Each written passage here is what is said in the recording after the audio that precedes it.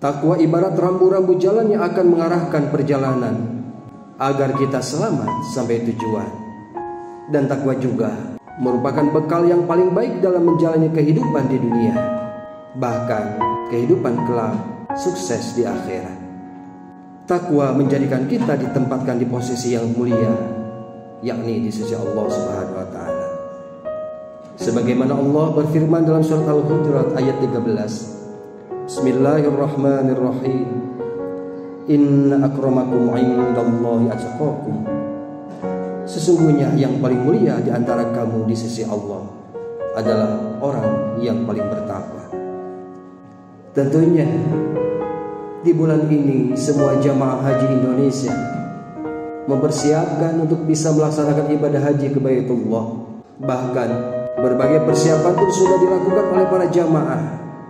Di antaranya pelunasan biaya haji, cek istita'ah kesehatan, dan juga bimbingan manasik haji. Semua itu dilakukan sebagai ikhtiar agar ibadah yang dilakukan dapat berjalan dengan lancar. Bahkan persiapan mental bisa dalam bentuk menata niat dengan baik dan senantiasa bersyukur atas anugerah yang bisa menyempurnakan Islam dengan berhaji. Khususnya bagi jamaah yang akan berangkat haji untuk membawa bekal berhaji dengan mengambil hikmah yang terkandung pada surat Al-Fatihah. Pada surat Al-Fatihah ayat pertama, Bismillahirrahmanirrahim.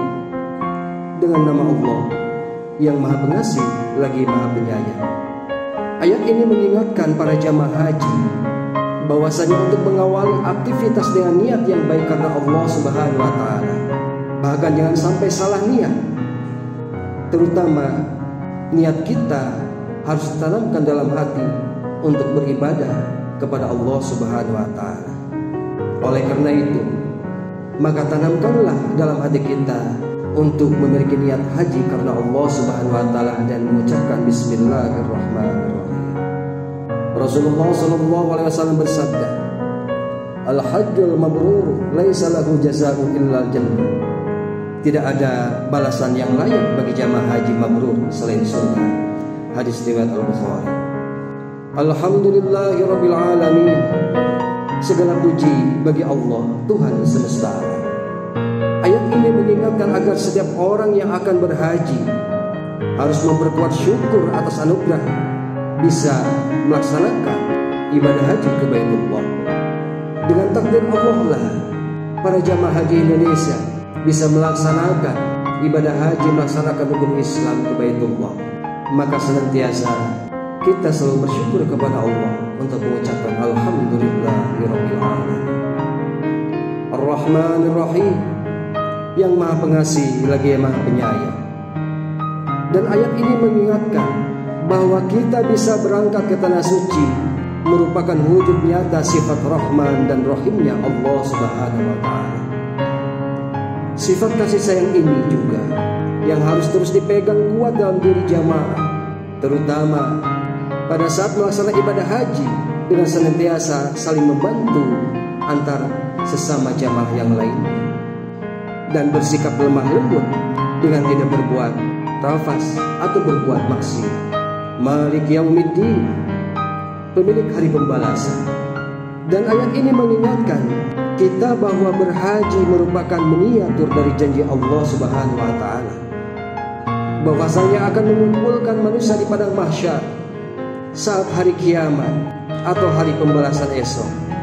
Begitupun kita, para calon jamaah haji yang akan melaksanakan ibadah haji ke Baitullah, kita semuanya akan berkumpul di padang Arafah sebagai miniatur padang mahsyar. Ayat kelima, Iyyaka na'budu wa iyyaka nasta'in.